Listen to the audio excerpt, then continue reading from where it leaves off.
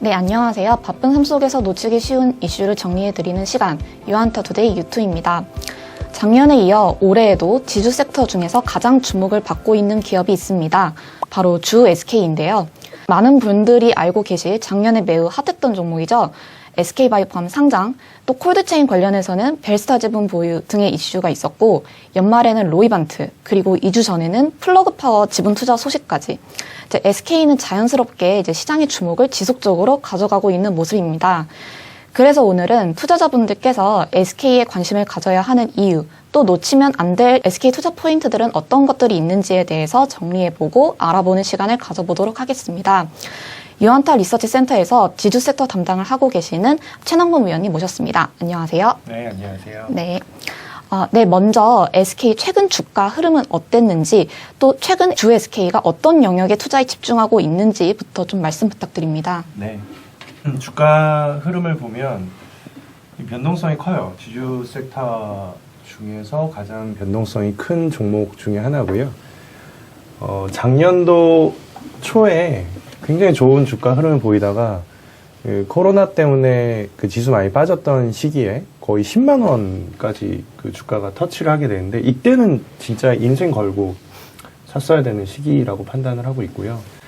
그래서 이제 반등을 하죠. 쭉 반등을 하는데, 언제 주가 많이 올라가냐면 자회사 중에 SK바이오팜에 대한 증권 신고서 제출하고 나서 그때서부터 주가가 올라갔는데, 근데 이제 이 부분은 그 SK바이오팜의 증권 신고서 제출에 대한 기대감이 반영을 한 거고, 그 다음에 여기에서 이 구간까지는 SK바이오팜의 시가총액에 대한 기대값이 완전히 변하던 시점. 원래 그 전까지는 시장에서 저 회사 많이 받아봐야 시가총액 한 5조 정도 받겠지라고 했었는데, 근데 그 당시에 분위기가 워낙에 뜨겁게 전개가 되다 보니까 저거 10조 넘어간다, 그런 기대감들이 있었거든요. 그러면서 날아간 거죠, 주가. 그래서 이때 사신 분은 3배 먹었고, 그 다음에 이거 알고 나서 사도 그래도 거의 한 50% 이상, 한 70% 정도, 그 수익률을 기록을 했는데, 근데 문제는 이렇게 이제 자회사 상장을 하고 나니까 그 자회사 쪽으로 수급이 쫙 몰리면서 주가가 다시 빠집니다. 그래서 원래 SK바이오팜이 증권신고서를 제출했던 그 시기 정도 수준까지 이제 주가 쭉 밀려가지고 20만 원이 깨지는 그 결과가 나오게 되는데, 근데 또 반전이 나오는 게 아까 저희 이혜인 연구원이 얘기했던 벨스타 투자에 대한 부분들. 아마 이때쯤으로 저는 기억을 합니다. 사실 이 벨스타 투자 건은 되게 마이너해요.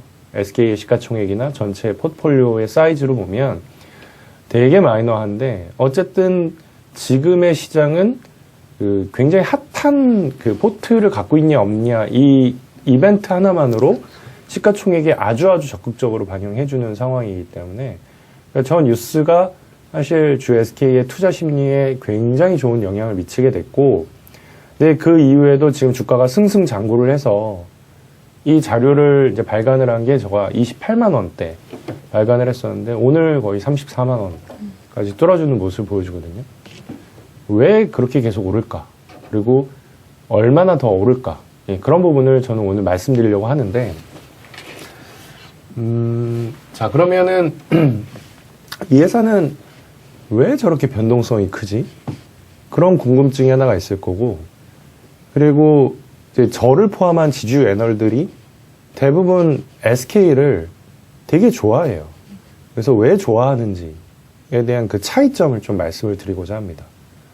자, 이 표가 보여드리는 건 뭐냐면, 이 SK라는 지주사가 2015년 이후에 어떤 식의 투자를 진행했는지를 이렇게 쭉 보여드리고 있어요.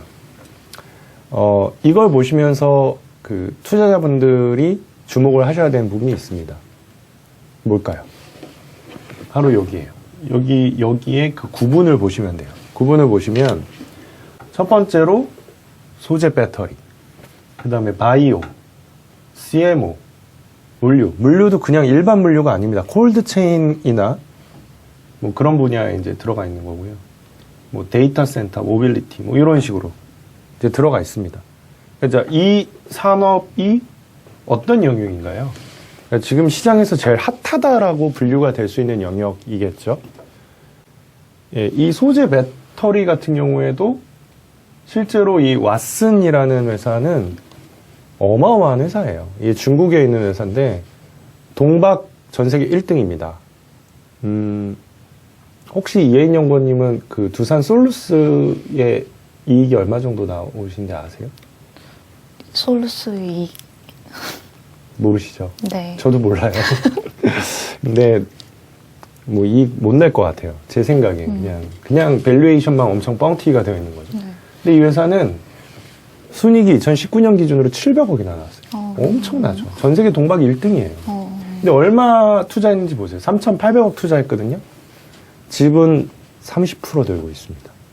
말이 되나요? 그렇죠. 네, PER 10배에 산 거예요. 와, 이 SK M&A 능력에 대해서 정말 감탄을 안 할 수가 없습니다. 네, 그런 식으로 어마어마하게 좋은 쪽에 투자가 되어 있는데, 근데 이제 그런 부분들이 계속 나오고 있다. 그냥 끝나는 게 아니다라는 말씀을 드리는 거고, 사실 뒤에서 SK의 밸류에이션을 말씀을 좀 더 자세하게 드리겠지만, 애널리스트들이 이런 거 몰라요. 이런 게 이제 하나하나 어떻게 깔려있는지, 그 카운팅도 안 되고, 그 다음에 그 밸류를 어느 정도까지 줘야 될지, 사실, 가늠이 안 가죠. 그래서 이 회사가, 어쨌든, 나보다, 혹은, 우리가 주로 얘기하는 펀드 매니저들, 정말 이 시장의 고수들, 보다 훨씬 나아요. 네, 투자 저 대신 엄청 잘해주고 있다. 그리고 그런 부분들을 그냥 장기 투자하는 게 아니라 계속 선순환시킵니다. 예, 적당하게 먹으면 팔고 또 좋은 분야에 투자하고 그 다음에 키울 수 있는 분야. 이 회사의 그 투자의 원칙은 시가총액이 10조 이상 갈 수 있는 애들은 더 밀어줘요. 근데 그것까지 못 갈 것 같다 하면 적당하게 투자 차익을 얻고 그 다음에 빠지죠. 그걸 엄청나게 잘한다라는 말씀을 드리고 싶습니다. 그래서 이런 쪽에 대한 부분들이 1차적으로 지금은 SK가 다른 지주사랑 차별화가 될 수 있는 가장 중요한 포인트다라는 점을 강조를 드리겠습니다. 네, 말씀해 주셨다시피 이제 향후 성장 분야에 대한 이제 명확한 비전과 또 이제 실행력을 바탕으로 이제 이렇게 투자 성과를 이제 지속적으로 내고 있는 또 지주사 중에서 이제 선도적인 행보를 보이고 있는 기업인 것 같은데요. 그러면 이제 이런 투자 레코드 외에도 SK 투자 포인트가 이제 여러 가지가 있는데 그 중에서 이제 기존 주력 자회사인 이제 SK텔레콤의 지배구조 개편 관련해서 이제 자료에서 언급을 하셨더라고요. 이 부분에 대해서도 혹시 설명 부탁드립니다. 네. 이 얘기를 하기 전에 왜 SK는 저렇게 열심히 투자를 하고 기업 가치를 강조를 할까? 그 질문을 던지셔야 돼요. 본인이. 다른 지주사는 안 그러는데 왜 SK는 유독 그럴까에 대한 생각을 해보면 과거 저희가 삼성그룹이나 현대차그룹의 지배구조 개편에서 말씀을 드렸다시피 최대 주주는 관심이 있는 게 본인이 갖고 있는 핵심 기업에 대한 지분율이 몇 프로냐. 이거 굉장히 중요한 이슈거든요. 근데 이제 최태원 회장의 입장에서 보면 SK그룹의 지배구조를 이렇게 쭉 봤을 때 아쉬운 부분이 아마도 이 하이닉스에 대한 부분일 것 같아요. 그러니까 이 하이닉스는 어떻게 보면 그룹에서 가장 시가총액이 큰 그런 회사임에도 불구하고 이 회사가 텔레콤의 자회사지 주 SK의 자회사는 아니거든요. 손자회사라는 얘기죠. 그러니까 지배구조 측면에서 멀어요. 회장님하고 관계가 멉니다. 그러니까 저 회사랑 난 좀 더 가까워지고 싶다라는 생각을 분명히 할 수가 있을 거예요. 그러니까 그런 목적에서 지배구조 개편이라는 얘기가 나올 수밖에 없는 거고, 그리고 제가 지난번에 현대차 지배구조 개편 말씀드릴 때 공정경제 3법이 통과가 됐기 때문에 그 법의 영향권에 있는 몇몇 회사들이 있는데 그 중에 하나가 현대차그룹, 그리고 또 하나가 SK그룹이라고 말씀을 드렸는데, 근데 어쨌든 결론적으로 올해 1분기 내에 SK텔레콤을 분할을 시킨다면 그러면 이제 새롭게 개정이 된 공정경제 3법의 영향을 안 받을 수 있기 때문에 그래서 뭔가 나올 것 같다. 그런 기대감이 있는 거예요. 그래서 그 나온다라는 그 솔루션이 이렇게 SK텔레콤을 쪼개고 그리고 언젠가 그 쪼개져서 만들어진 중간지주랑 SK를 합병한다. 자, 그러면 하이닉스를 비롯한 이렇게 쭉 매력 있는 회사들이 SK의 자회사가 되겠죠. 예, 바로 그 부분이 SK텔레콤과 SK의 지배구조 개편에 대한 이야기고요. 자, 만약에 이게 쪼개지는 순간 왜 SK에게 주주들이 관심이 집중이 될 수밖에 없냐면 한국에서의 굉장히 중요한 테마 중에 하나는 지배구조 개편 테마. 요렇게 쪼개고 붙일 때 최대 주주가 어떤 식으로 이런 어떤 구조에 직면하느냐에 따라서 자기가 최종적으로 얻게 된 지분율이 달라지게 되기 때문에 이게 합법적인 범위 내에서는 본인이 들고 있는 회사의 가치를 끌어올려서 최종적으로 지분율을 많이 가져가려고 할 거라는 거죠. 예. 그래서 SK 주가를 띄우는 거다. 저는 그렇게 결론 내리고 있고요. 그래서 여기에 그 차트가 보여드리는 바는 뭐냐면 이제 합병을 했었을 때 최태원 회장의 그 합병 SK에 대한 최종 지분율이 지금보다 조금이라도 희석되지 않기 위해서는, 방어하기 위해서는 만약에 SKT 중간지주의 시가총액이 이 정도다라고 하면은 SK 시총은 이 정도까지 한 2대1 정도의 비율이 나와준다면 그는 희석 안 돼요. 심지어 이게 좀 더 올라가면 본인은 더 지분 많이 가져갈 수 있습니다. 이거 안 하겠습니까? 그러니까 회사가 되게 자리해요. 이 시장의 생리를 너무 자리해야 하기 때문에 어차피 뭐 이런 것들 5년 이내에 할 것 같은데 그럼 5년 동안 어디가 제일 핫할 것인가를 찍어주는 거죠. 그래서 내린 결론이 제가 느꼈을 때는 1번 바이오, 2번 CMO, 3번 신재생. 그런 식으로 좀 결론 내린 게 아닌가. 그렇게 판단을 하는 거죠. 네. 이제 올해 1분기 중 이제 SK텔레콤 중간 지주 회사 전환 가능성을 또 언급하셨는데 이제 이 부분에 대해서는 저희가 이제 곧 빠른 시일이기 때문에 이제 지속적으로 좀 뉴스를 좀 확인할 필요가 있어 보입니다. 그리고 이제 말씀해주신 다른 투자 포인트 이제 바이오 관련해서도 좀 말씀 부탁드립니다. 네, 사실 저는 뭐 바이오 전문가는 아니기 때문에 이게 어떤 식의 지금 펀더멘트 갖고 있는지에 대한 평가는 어려워요. 제가 말씀드리고 싶은 부분은 뭐냐면, 아까 그 지주사의 투자 레코드나 철학에 대한 부분을 말씀을 드렸는데, 이제 시장에서 우려할 수 있는 부분은 딱 이거였거든요. SK 바이오팜이 상장이 된다면, 그리고 바이오팜의 존재로 인해 그룹의 바이오의 어떤 그 중심적인, 중추적인 역할을 하는 회사가 SK 바이오팜이 되지 않겠냐. 그 부분이거든요. 근데 그런 우려를 작년 12월에 로이반트 투자를 하면서 어느 정도 제거를 했다.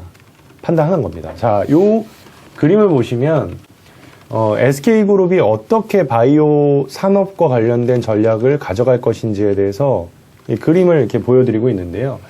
보면은 이제 바이오팜의 역할은 여기 보시는 것처럼 CNS 분야에서의 글로벌 리더십 강화라고 되는데 이 CNS가 뭐냐면 중추신경계, 뭐 뇌전증, 간질, 뭐 치매, 수면장애 이런 부분이거든요. 그래서 바이오팜은 이쪽에 집중하세요라고 얘기를 한 거고, 그 다음에 지주사는 뭘 할 거냐? 그거 말고 앞으로 성장성이 어마어마하게 큰 바이오 분야에 우리가 직접 할 거야라는 얘기를 한 거죠. 그래서 그동안에 투자를 했던 레코드가 이렇습니다. 근데 재밌는 건 뭐냐면 엘비스에서 진 에디까지는 정말 작은 금액이 투자가 됐어요. 거의 완전 얼리 스테이지, 엔젤 정도? 혹은 뭐 시리즈 A 정도까지 투자가 됐는데 그게 바뀐 게 딱 로이반트 때에서부터 바뀌거든요. 2,200억이 투자가 됩니다. 자, 이전과 이후의 차이는 뭐냐면 바이오팜이 상장하고 난 이후 어느 정도 구주 매출을 통해서 현금을 땡긴 이후, 그리고 바이오팜이 예상보다 시가총액이 높아져서 우리가 만약에 여기서 지분을 좀 더 매각을 한다면 기대되는 현금에 대한 뭐 기대값이 뭐 한 3조 가까이 될 수 있는 상황이 된 이유, 금액이 바뀌죠. 그리고 회사가 생각하는 거는 이런 로이반트 투자 때와 유사한 형태로 더한다. 공식적으로 3개를 더하겠다. 올해 안으로 3개를 더하겠다 밝혔는데 원칙이 명확합니다. 그냥 하는 게 아니에요. 글로벌리 시장 형성이 되어 있어야 하고, 그 다음에 좀 기존의 어떤 그 밸류 체인을 파괴할 수 있는 파괴적 기술, 예, 그냥 단백질, 뭐, 프로탁? 이런 얘기. 프로탁은 사실 아무도 몰라요, 지금. 우리나라에서 대부분 투자들이 이해도 잘 못하고, 그 다음에 미국도 보니까 몇몇 상장된 회사들이 있는데, 제일 앞서 있는 애가 지금 일상하고 있거든요. 글로벌 일상을 하고 있습니다. 그러니까 아직 이것과 관련돼서, 실제로 돈을 버는 회사 없는 거죠. 근데 그런 분야에 투자가 되고 있다. 그리고 뭐 아마도 유전자라든지 그런 쪽에 투자가 되겠죠. 분명히 미국 바이오 시장에서 제일 핫한 영역에 여기에 그 발을 걸치고 있다. 예, 그런 부분들이 지금 SK가 하는 역할, 지주사가 하는 역할이라는 점을 말씀을 드리는 겁니다. 그 다음에 또 하나 있어요. 이건 뭐냐면 이제 SK가 100% 지분을 소유하고 있는 SK 팜테코라고 하는 자회사가 있는데 이 회사가 제가 생각했을 때는 올라오면 제2의 바이오팜 혹은 그 이상이 된다라고 생각을 해요. 뭐 제2의 바이오팜이라고 얘기하기는 좀 그렇고 제2의 삼바, 제2의 셀트가 되지 않을까. 왜냐면 이제 걔네도 비슷한 영역이니까. 자, 근데 걔네랑 SK 팜테코의 차이는 뭐냐면 여기에서 경계선이 딱 갈립니다. 그러니까 SK 팜테코는 합성 의약품 CMO예요. 그러니까 어떻게 보면 여기는 제조에 조금 더 경쟁력이 있는 회사가 하는 영역. 약간 케미컬 영역. 그 다음에 이 바이오 CMO라는 거는 좀 더 바이오텍과 관련된, 하이텍과 관련된 기술 영역. 그래서 명확하게 밸류에이션으로 갈려요. 이쪽은 에비타 기준으로 한 10배에서 20배 사이 정도를 시가총액으로 주고 여기는 50배에서 100배 사이를 시가총액으로 줍니다. 그러니까 SK는 알죠. 자기네가 물론 여기에서 잘하는 것만으로도 충분히 기대치가 높지만 우리 일로 가고 싶다. 그 얘기를 했고요. 그래서 비전이 이렇습니다. 근데 어떻게 가지? 너무 시간이 오래 걸릴 것 같은데? 라는 생각을 한 거죠. 근데 그거에 대한 결과물을 최근에 보여줬어요. 물론 아직 확정된 건 아니지만 회사는 2월 달까지 인수를 마무리 짓겠다고 했는데 그 인수의 대상이 바로 여기 이 포스캐시라는 회사인데요. 그냥 쉽게 말씀드리겠습니다. 저 회사는 유전자 관련된 의약품을 생산하는 CDMO 회사예요. 그리고 우리나라에서 삼바나 셀트도 아직 못 갔는데 더 하이테크입니다. 이 회사가 지금 유럽 최대의 캐파를 갖고 있거든요. 이 포스캐시라는 회사가. 근데 이 회사가 매출액을 보면 19년에 150만 달러, 20년에 210만 달러? 너무 작잖아요. 허접한 회사 하는 거 아니야? 라고 생각할 수 있는데 왜 허접하냐 매출액이. 유전자 관련된 약이 지금 승인받은 게 없어요. 승인을 받고 있습니다. 한 2, 3년 내로 쏟아질 거라는 거죠. 근데 이 포스캐시의 설명에 의하면 지금 글로벌리 선진국 시장에서 임상하고 있는 신약의 거의 절반이 유전자 베이스라는 거예요. 그러니까 여기에 만약에 발을 걸치고 있지 않으면 글로벌 하이테크 CDMO 분야에서 주가 될 수 없어요. 리딩하는 회사가 될 수 없어요. 아마도 그래서 삼바셀트도 이쪽으로 나가려고 할 텐데 그거를 이 회사 간 거예요. 근데 이게 분명히 IPO 할 때 어마어마한 세일즈 포인트로 작동을 할 겁니다. 물론 인수 성공을 해야 되겠지만 그래서 저는 개인적으로 생각하기에 이 팜테코에 대한 밸류를 저도 2조로 반영을 해놨고 계산할 때 그 다음에 다른 증권사 분들 이게 자료를 보면 제일 적게 반영한 분이 3,300억 평균이 1조 2천억 제일 세게 반영한 분이 2조 3천억 정도인데 10조 이상 간다 봐요. 예. 그리고 이 인수가 끝나면 올해 말 혹은 내년도에 IPO 할 겁니다. 예. 그리고 10조 이상 가면 SK 주가는 10만 원 이상 점핑을 해요. 올랐어도 더 오르겠죠. 그래서 이제 그런 부분들이 SK가 갖고 있는 고유의 매력이구나. 기대하지 않는 분야에서 더 기대를 하게 만들어주는구나. 예, 그런 거를 말씀을 드리고 싶은 겁니다. 아, 네. 이렇게 SK가 바이오, 이제 CDMO 사업 관련해서 이렇게 구체적으로 준비 중인 것을 이제 확인을 했는데요. 다음 투자 포인트가 또 있습니다. 이제 재생에너지 기업으로의 변화가 있는데요. 이 부분에 대해서도 설명 부탁드립니다. 네, 지금 시장에서 아무래도 제일 핫한 테마 중에 하나가 ESG, 뭐 그린 테마, 특히 이제 바이든 대통령 당선되면서 미국에서도 이런 영역은 굉장히 핫하잖아요. 국내에서도 이제 작년 한 해 동안 그쪽에 연관성 있는 기업들 주가 되게 좋았어요. 두산그룹도 마찬가지고, 뭐 LS그룹도 그랬었고, 뭐 일부 풍력 기업들도 그런 성과를 보여줬는데, 제가 만나는 기관 투자자들이 공통적으로 하는 얘기가 하나가 있었습니다. 그거는 뭐냐면, 뭔가 좀 본질에 가까운 기업이 없는 것 같다. 그러니까 어쨌든 수혜를 받긴 받는데, 그 밸류체인에서 핵심 같은 느낌? 그걸 주는 기업이 없다. 특히 수소 같은 경우에는 오죽하면 현대차그룹이 수소의 대표 주식이 됐겠습니까? 근데 SK가 그걸 뚫었습니다. 그러니까 바로 여기에 보시는 그 플러그 파워라고 하는 이 미국에 그 상장이 되어 있는 회사 지분을 가져왔고, 그리고 이사회 한석을 확보를 하면서 이제 이 기업의 경영권에 일부 참여할 수 있는 기회를 얻게 됐는데, 이 플러그 파워라는 회사는 수전의 기술을 갖고 있고요. 그 수전해라고 하는 거는 수소 에너지에서 가장 핵심적인 밸류 체인의 하나라고 보시면 돼요. 국내는 이런 기술을 갖고 있는 회사가 없습니다. 그걸 이제 SK가 발을 걸치게 된 거고요. 그리고 중요한 또 하나의 포인트는 이 플러그 파워는 연료 전지 쪽에 포지션을 갖고 있기 때문에 일단 아마존이나 월마트로 공급이 되는 지게차의 연료 전지 95% 마켓시를 갖고 있는데, 근데 이게 결국은 앞으로 상용 수소차에 쓰이게 됐을 때 얘네가 할 수 있는 역할이 커진다는. 그래서 최근에 르노하고 계약을 하기도 했고요. 그리고 최근에 들리는 루머에 의하면 중국의 모 기업과 계약이 될 수도 있다는 얘기들도 있어요. 확인되진 않았지만. 근데 이거 나오면 난리가 나겠죠. 근데 우리가 되게 재밌는 거는, 이거를 지분 투자를 하고 나서 단 2주도 안 돼서 2조 이상이 된 차익을 얻었어요.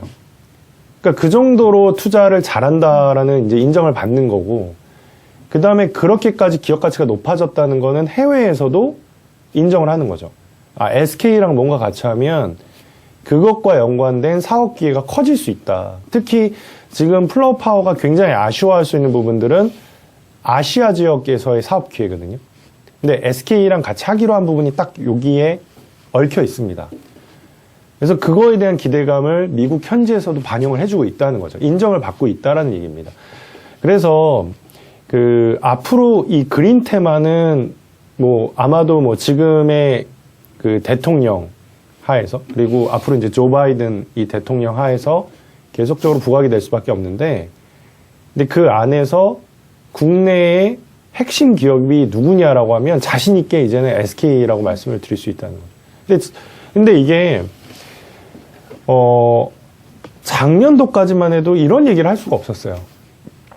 작년도에 SK E&S는 여전히 탄소 배출을 많이 하는 LNG 발전 회사 중에 하나였을 뿐이지 이런 신재생과 관련된 비전을 갖고 있지 않았거든요. 근데 갑자기 작년 말에 이런 비전을 내세우고 몇몇 인사를 해주고 그러면서 어떤 사업 TF를 결성하고 비전을 발표하더니 즉각적인 이런 액션이 나온 거거든요. 그래서 여기에서 우리가 느낄 수 있는 거는 두 가지.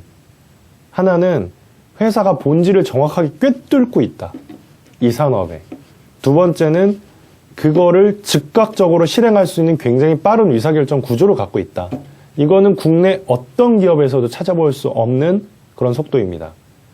그래서 그런 부분들이 결국은 이 시장의 성장성이 계속 유지가 된다라고 했었을 때 어떻게 SK가 기업 가치를 지속적으로 우상향하게 만들 수 있냐. 기본적인 믿음, 신뢰, 역량, 그리고 주주랑 함께 간다. 그런 요소라고 말씀을 드릴 수 있는 거거든요.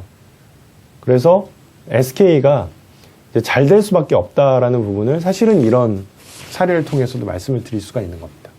저도 SK를 사고 싶어집니다. 네. 근데 이제 마지막으로 사실 이제 SK가 오늘도 그렇고 좀 많이 올랐는데 주가가 좀 밸류에이션 측면에서 아직도 좀 투자하기에 좀 매력도가 있는지 이 부분에 대해서 좀 더 정리 부탁드립니다. 네, 결국은 이 성장에 대해서 어떻게 믿어주느냐. 그게 제일 중요하거든요.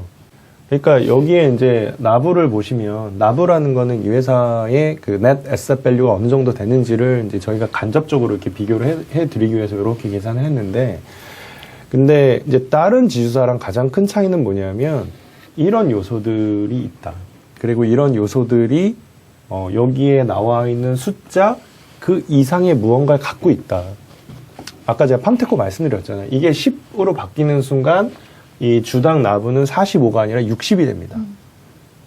갑자기 싸져요. 이거 하나만으로. 근데 만약에 20이 됐다. 그렇게 가정을 하면 이게 60이 아니라 75가 되는 거죠. 엄청 싸집니다. 그리고 이 안에 있는 이 비상장사 기타라고 하는데 보시면 이걸 뭐 9,800억이라고 되어 있지만 제 생각에 왓슨 하나만 해도 이거 넘어갈걸요?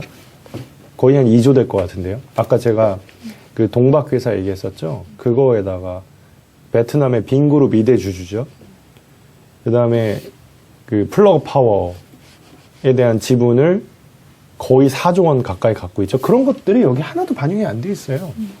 반영을 시킬 거죠, 앞으로 주주들이.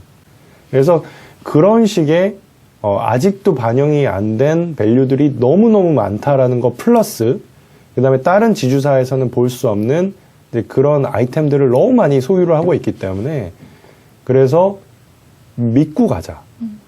그리고 단기적으로 아까 말씀드린 것처럼 SK그룹의 지배구조 개편이라는 이슈도 부각이 될 수 있고 그다음에 팜테코와 관련돼서도 변화가 나타날 수 있기 때문에 이 두 가지만 보더라도 일단 만약에 그 두 가지 이벤트가 현실화된다면 아직은 전망이니까요. 현실화가 된다면 전 개인적으로 SK의 이 주가의 앞자리가 4로 바뀌지 않을까 네, 그런 기대를 갖고 있습니다. 네, 오늘은 이제 SK 관련해서 여러 투자 포인트들에 대해서 이제 알아보는 시간을 가졌습니다. 이제 아까 앞에서 말씀해 주셨다시피 이제 당장 SK텔레콤의 경우에는 좀 중간 지주에서 전환 가능성, 그리고 SK팜테코는 이포스켓이 인수권, 또 로이반트와 체결한 파트너십과 유사한 형태의 딜이 또 조만간 또 나올 예정 등 이렇게 지켜봐야 할 타임라인과 뉴스들이 좀 아직 매우 많이 존재하는 것 같습니다. 작년에 이어서 올해도 주 SK 주목을 해야 할 이유는 이미 충분해 보이는 것 같습니다. 네, 그럼 오늘 유튜는 이것으로 마치도록 하겠습니다. 우리 모두 부자가 되는 그날까지 유튜는 함께 하겠습니다. 감사합니다. 네, 감사합니다.